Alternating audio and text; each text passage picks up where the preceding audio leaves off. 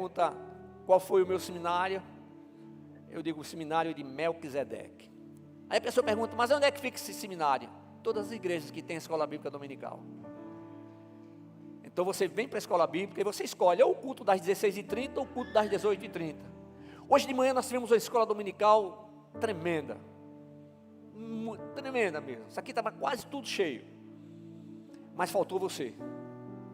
E se você tivesse vindo, e se todos vocês tivessem vindo, mesmo que a gente colocasse cadeiras aqui, tenho certeza que ninguém voltaria. Ninguém deixaria de ficar sentado. Amém? Por favor, abra a sua Bíblia em Esdras, no capítulo 7. Esdras, capítulo 7. E antes de começar, eu também preciso dizer outra coisa para você. Olha, irmãos, nós temos um Deus que é poderoso. Ele é o único Deus que existe. É o Deus que é trino e uno. Alguém ou alguns, nós podemos até esconder algumas coisas uns dos outros, mas de Deus não. Ninguém esconde nada de Deus. Os pensamentos que ainda teremos, Deus já conhece. As dificuldades que passaremos, Deus já conhece. E o que é que Ele faz? Ele fica de braços cruzados? Não.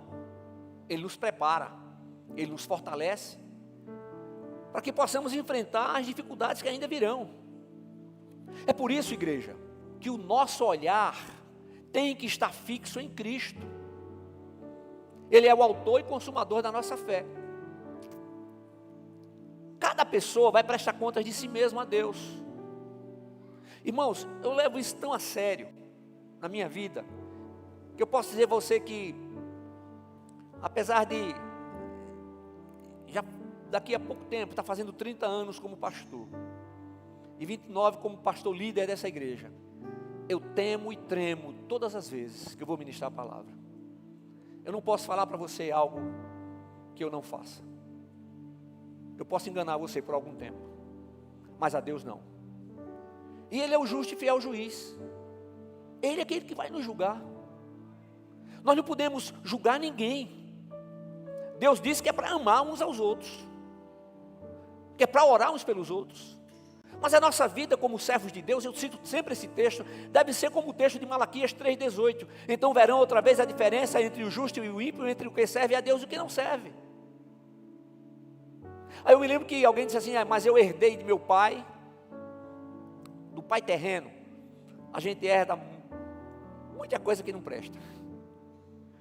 Aí quando a gente aceita Jesus, isso vai tirando muita coisa que não presta. E aí com aquele restinho, aquilo que vai ficando, Deus vai lixando, para que a gente tenha somente aquilo que o Pai Eterno tem para a nossa vida. Nós não somos somente espírito, nós somos espírito, alma e corpo. E existe uma luta contínua, a luta do espírito contra a carne.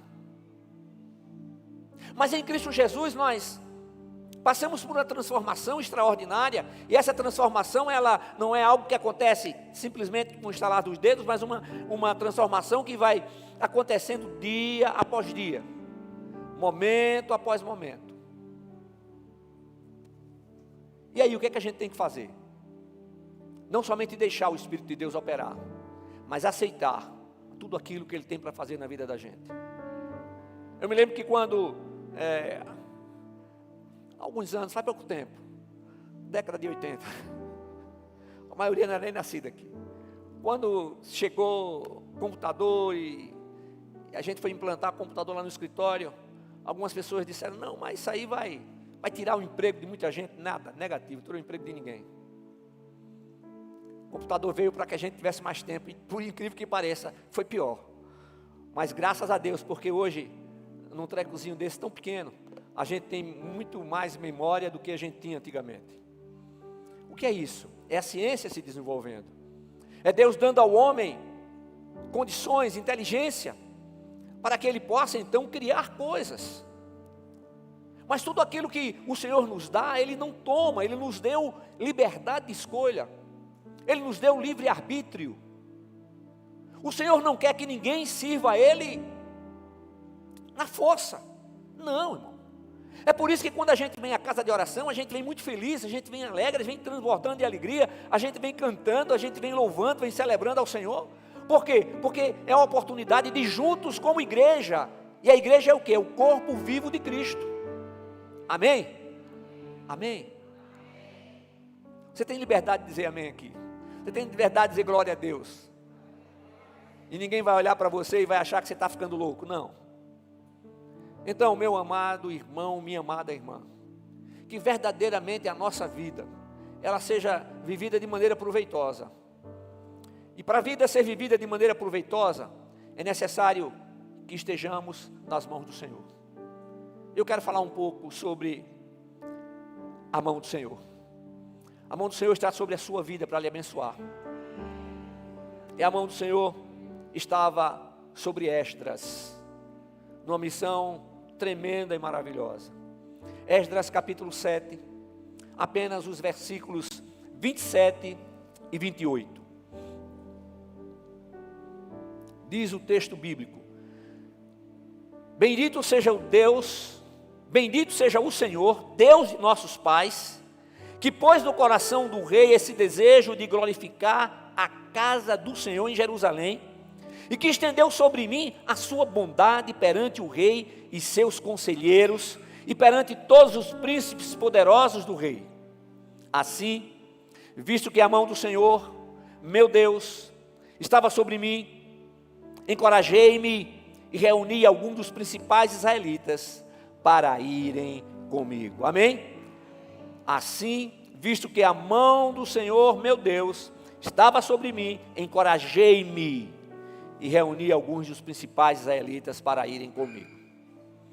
Irmãos, não existe nada tão real como os escritos bíblicos. E nós encontramos nas Sagradas Escrituras histórias tremendas e maravilhosas. Histórias especiais, posso assim dizer. Histórias de homens e mulheres que serviram ao Senhor, que passaram por lutas, que passaram por dificuldades, enfrentaram diversos inimigos, mas continuaram confiando no Senhor, continuaram depositando a sua confiança naquele que tem todo poder, naquele que é vivo, naquele que é verdadeiro. E Deus pode usar quem Ele quiser, irmãos.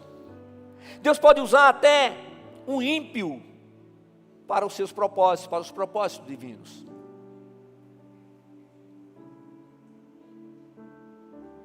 Deus pode usar um ímpio. E o profeta Esdras fez um registro de quase 50 judeus que optaram, que trocaram o cativeiro na Babilônia para voltar a Jerusalém e enfrentar uma vida difícil, porque a cidade estava destruída e o templo estava destruído também. Então cidade e templo estavam destruídos. Seria uma luta muito grande, seria uma batalha. E sabe, irmãos, eu fui ver, e no ano 605 a.C., quando Nabucodonosor invadiu Jerusalém e deportou para a Babilônia a família real, as pessoas mais inteligentes, aquelas pessoas que tinham posses, ele levou para o exílio na Babilônia. E deixou em Jerusalém somente aquelas pessoas que não tinham recursos suficientes para restaurar Jerusalém e restaurar o templo. Eles não poderiam reedificá-los. E durante o cerco que Nabucodonosor impôs sobre Jerusalém, o profeta Jeremias advertiu aos líderes, e a advertência foi que o cerco iria demorar. Eles diziam: não vai haver exílio. E Jeremias dizia: sim, vai haver. E Jeremias trouxe uma proposta, levou uma proposta, e a proposta de Jeremias foi a seguinte: vamos nos render para que eles não destruam a cidade e não destruam o templo. Mas os líderes não aceitaram isso, inclusive chamaram Jeremias de traidor. Você é um traidor. Eles foram para o exílio, o templo foi destruído e Jerusalém também destruída.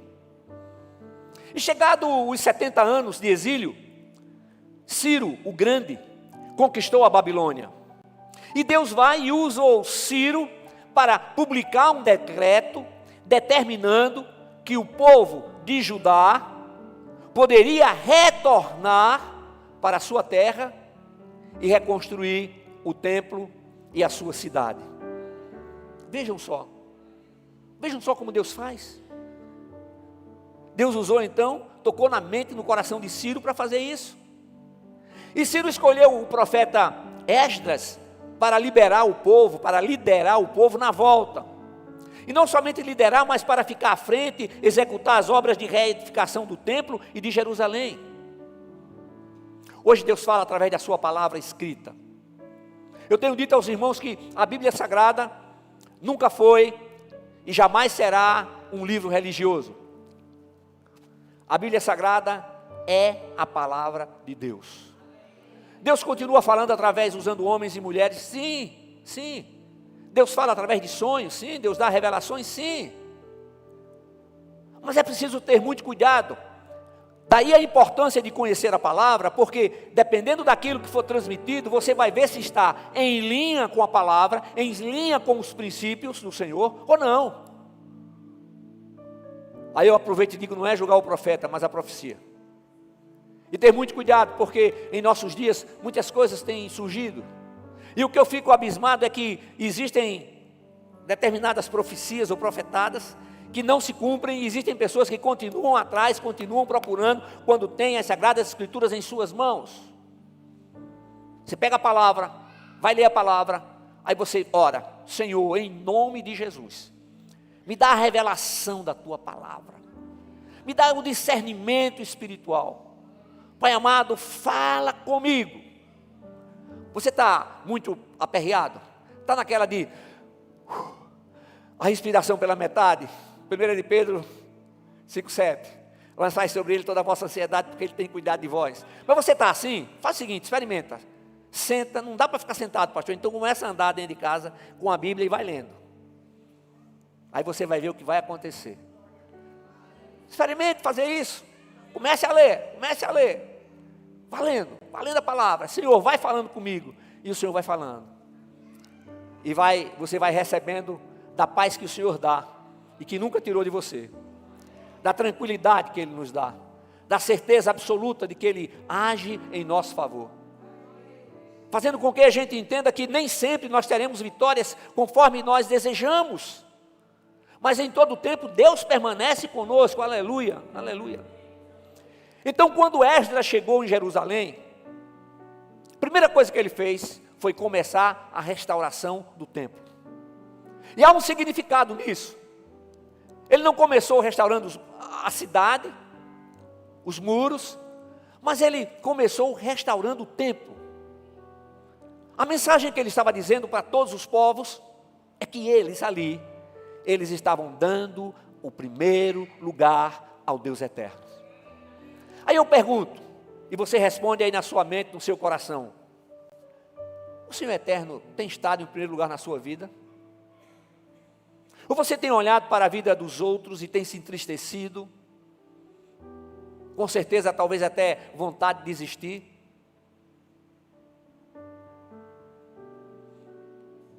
O Senhor diz que é para fixar o olhar nele. Nós temos que fixar o olhar em Cristo, que é o autor e consumador da nossa fé, aleluia.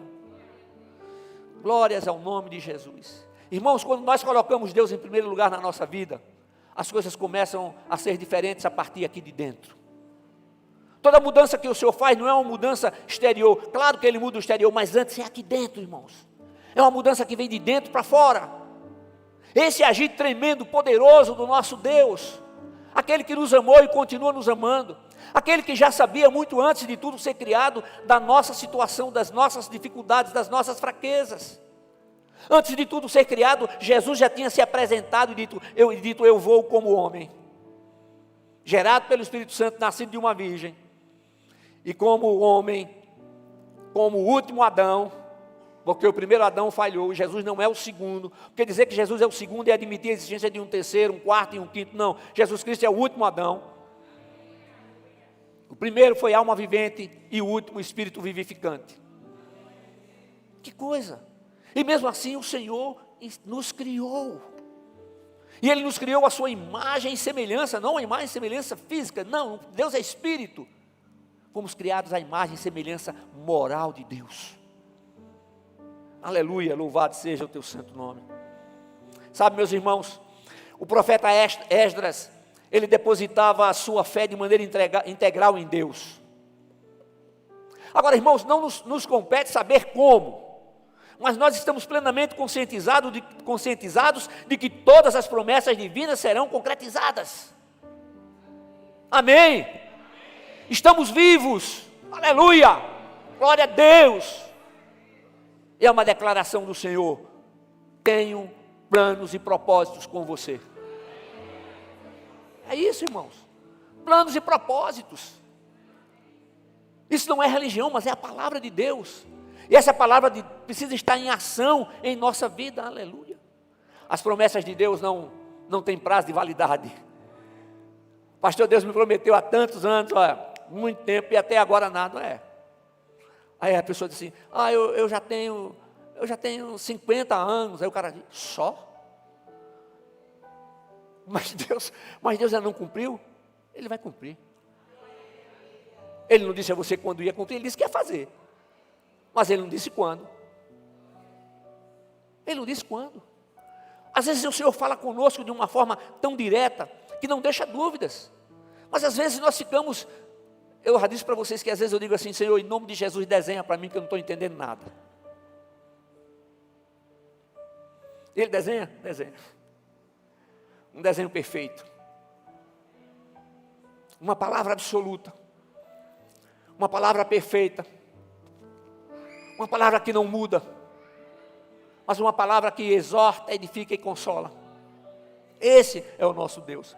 Se você puder vir a página da sua Bíblia agora, no capítulo 4 de Esdras, do versículo 1 até o versículo 3, diz assim: quando os adversários de Judá e de Benjamim ouviram que os exilados estavam construindo o templo do Senhor, o Deus de Israel, foram falar com Zorobabel e com os chefes de famílias e disseram-lhes: queremos ajudar-vos a construir, pois como vós buscamos o vosso Deus e temos oferecido sacrifícios a Ele desde os dias de Esar-Adom, rei da Assíria, que nos trouxe para cá.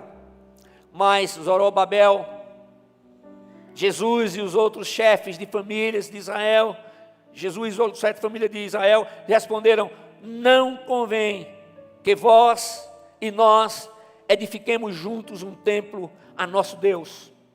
Nós construiremos sozinhos para o Senhor, o Deus de Israel, como nos ordenou Ciro, o rei da Pérsia. Amém? Foi a ordem que Ciro tinha dado. Ciro ordenou, Ciro chamou Esdras e deu a Esdras essa incumbência, não é? E aqui no versículo 3, versículo 2, eu vou repetir. Então Jesua, eu falei Jesus, então Jesua, filho de Josadaque, esse é o 3. Quando os adversários de Judá e de Benjamim ouviram que os exilados estavam construindo o templo do Senhor, o Deus de Israel, foram falar com Zorobabel e com os chefes de famílias e disseram-lhes: queremos ajudar-vos a construir, pois como vós buscamos o vosso Deus e temos oferecido sacrifícios a Ele desde os dias de Esar-Adom, rei da Síria, que nos trouxe para cá. Mas Zorobabel, Jesua e os outros chefes de famílias de Israel lhes responderam: não convém que vós e nós edifiquemos juntos um templo para o nosso Deus. Nós construiremos sozinhos para o Senhor, o Deus de Israel, como nos ordenou Ciro, o rei da Pérsia. Amém? Aí você pode pensar assim: mas era uma coisa muito lógica. Se eles também serviam a Deus, por que eles não podiam estar juntos? Por que eles não podiam estar ajudando uns aos outros? Meus amados irmãos, a população mista que habitava na terra de Samaria não queria que os judeus ocupassem Jerusalém e reconstruíssem o templo. Igreja amada do Senhor, escute o que eu vou falar. Com frequência, a oportunidade e a oposição andam juntas. E quanto maior a oportunidade, maior a oposição. Quanto maior a oportunidade, maior a oposição. O primeiro ataque do inimigo contra os que voltaram do exílio foi extremamente sutil. O povo de Samaria, o antigo reino do norte, ofereceu-se para trabalhar com os judeus e ajudá-los a reconstruir o templo. E aquelas pessoas, como o texto bíblico nós lemos, diziam adorar o mesmo Deus que eles. Mais uma vez, de modo que parecia lógico, deveria ser bem-vindo que participassem das obras. Deixa eu falar uma coisa para vocês. As aparências indicavam que os samaritanos estavam agindo como vizinhos piedosos. Mas tratava-se de uma oferta traiçoeira e perigosa.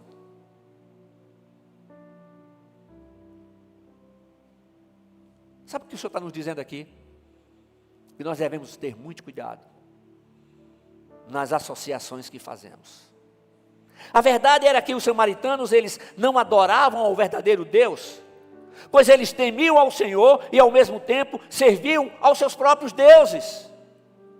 E nós sabemos que Deus não divide a sua glória com ninguém. Lá no livro do profeta Isaías, no capítulo 42, versículo 8, nós lemos: eu sou o Senhor, este é o meu nome, não darei a minha glória a outro, nem o meu louvor às imagens esculpidas. Aquelas pessoas afirmavam que serviam ao mesmo Deus. Parecia lógico que participassem das obras de restauração do templo. Ah, irmãos, muito cuidado com as associações que fazemos. Muito cuidado. O que havia de tão perigoso? O que havia, pastor, de tão perigoso na oferta dos samaritanos? Escute só, se esse povo de fora começasse a se misturar com o remanescente judeu, enquanto ajudavam a reconstruir o templo, não tardaria que os dois grupos começassem a se tornar mais íntimos e realizar casamentos mistos, o que era contra a lei de Moisés. Então Israel, uma nação separada das outras, e deveria cumprir no mundo uma tarefa especial que havia recebido de Deus. De modo que o povo de Israel fosse corrompido, o sucesso do ministério que Deus havia lhes dado não seria concretizado. Ô igreja amada do Senhor, o que é que nós recebemos? Qual a missão que nós recebemos? Ir pregar o evangelho a toda criatura. Eu tenho dito aos irmãos que pregar o evangelho, falar é muito fácil, mas é preciso viver essa palavra. E sabe de uma coisa? Quando se vive a palavra, virão acusações, dificuldades surgirão, desconfiança, tudo que você imaginar. Mas tem uma coisa: a presença do Senhor faz toda a diferença. É o Senhor aquele que nos justifica, é o Senhor aquele que nos protege, é o Senhor aquele que nos guarda, é o Senhor aquele que vai à nossa frente, está na nossa retaguarda, está do nosso lado direito, está do nosso lado esquerdo. Ele é aquele que diz: agindo eu, quem impedirá? A igreja de Cristo, nos dias de hoje, deve manter-se separada e não se envolver com qualquer coisa que a leve a transigir seu testemunho ou servir de tropeço para a obra de Deus. Mas observe que essa separação não deve tornar-se um isolamento. Às vezes alguém chega para mim e diz assim: pastor, não vou mais às festas da minha família. Isso é, por quê? Porque, olha, a música não me agrada mais, a bebida não me agrada mais, a conversa não me agrada mais. Sim, e aí? Deus chamou você para quê? Para ser sal da terra e luz do mundo, para fazer a diferença. E qual é o primeiro campo de batalha missionária de cada um de nós? Onde é? É na família, gente. E aí, pastor, você vai e se comporta diferente. Vão zombar de vocês? Vão. Vão tirar onda com vocês? Vão. Vão provocar vocês? Sim. E o que é que eu faço, pastor? Nada. Ora, faz a oração silenciosa, faz a oração do pensamento. Quer saber de uma coisa? Daí a algum tempo, quando algum deles estiver passando por alguma dificuldade, vai ligar para você ou falar com você: olha, você sabe que eu tenho a minha religião, mas você poderia orar lá na sua igreja por esse problema? Você poderia orar por mim? Sabe por que ele faz isso? Porque começou a ver em você algo diferente, um comportamento diferente, gente. É isso. Então o que é que todos verão a diferença? Está lá, citei agora há pouco, entre o justo e o ímpio, entre o que serve a Deus e o que não serve. Não é você dizer: olhe para mim que agora eu sou diferente. Nada disso, fica quieto. Mas testemunha para a sua família. Testemunha que há um Deus vivo e verdadeiro.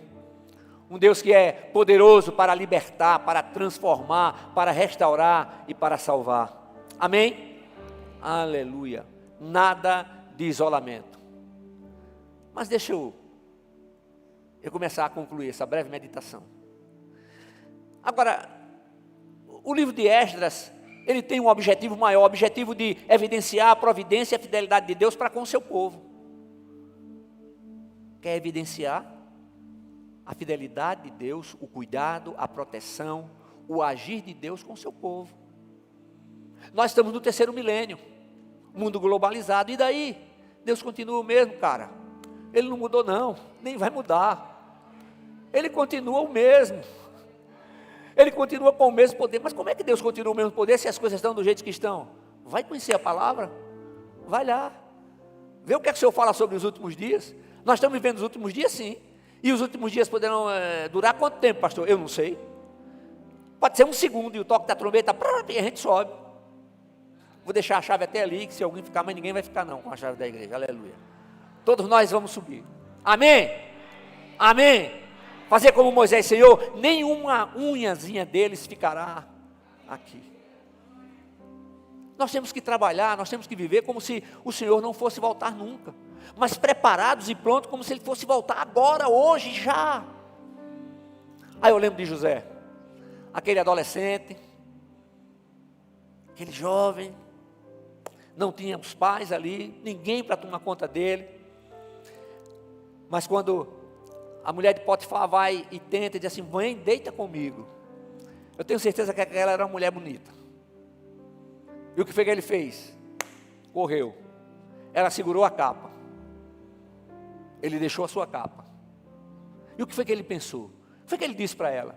Eu não posso fazer isso contra o meu Senhor. Ele me confiou tudo aqui. Eu tomo conta de tudo nessa casa, mas ele não me deu a senhora. Não. Como é que eu vou fazer tal coisa com o meu Deus, aquele que me tem protegido, aquele que me tem guardado? Ô irmãos, pensa sobre isso. Nós não podemos impedir que os pensamentos cheguem, mas nós podemos impedir que eles permaneçam.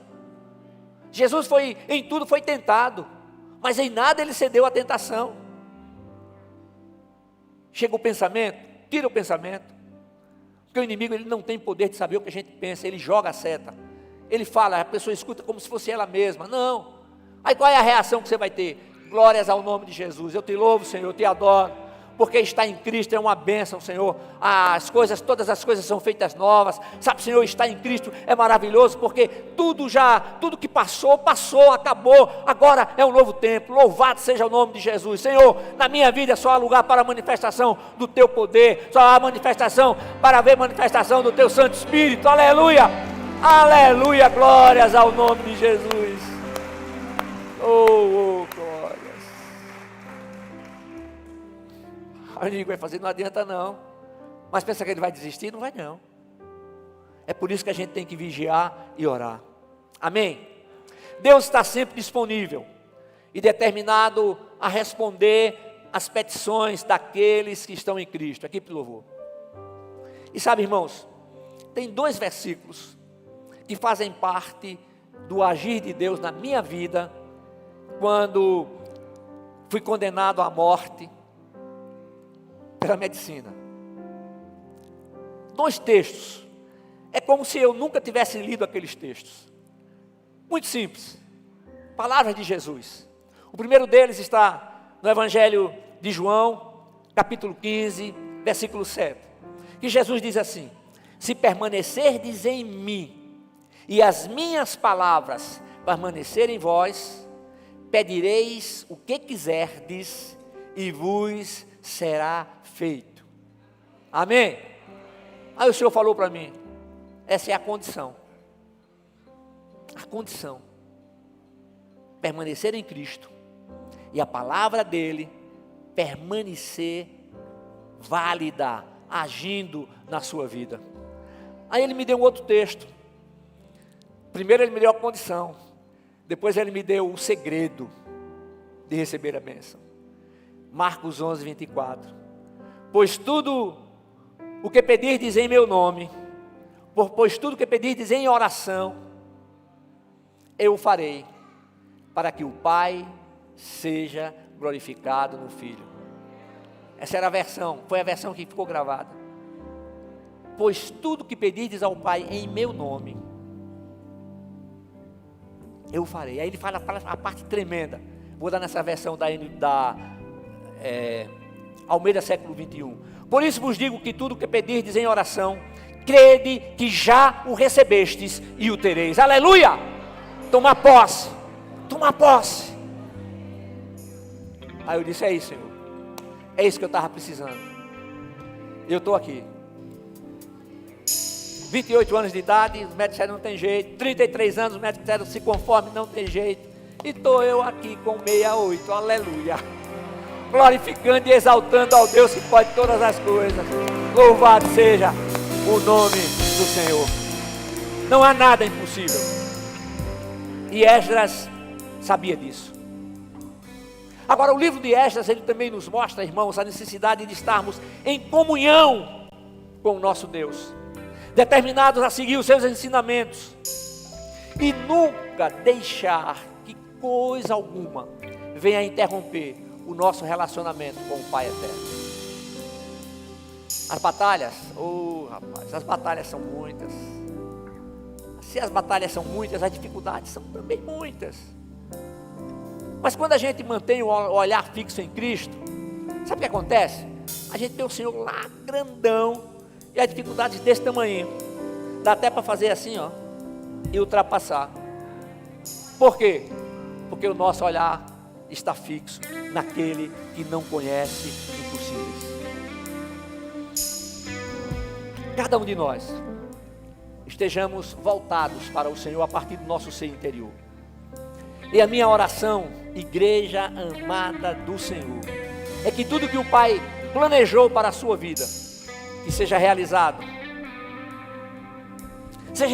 na vida de cada um que se dispõe a permanecer em Cristo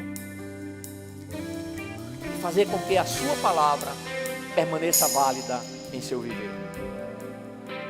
Não duvide, creia. Mas eu não tenho fé, pastor. Mas eu vou dizer a você como é que você cria fé. O Senhor usa o apóstolo Paulo lá em Romanos e diz assim: a fé vem pelo ouvir, e o ouvir a palavra de Deus. Esse negócio aí tem programas da Bíblia, né? Isso aqui tem não sei quantas versões da Bíblia. E alguma delas você toca no alto-falantezinho e você fica ouvindo. Faz isso, fica ouvindo a palavra. Se você puder, leia. Faz o seguinte, pega um capítulo, lê esse capítulo, amanhã de novo, vá, lê durante uma semana e vá meditando. Você vai decorar o texto, vai saber onde ele está, e você vai ver quanto Deus tem para fazer no seu viver. Amém? Então sorria.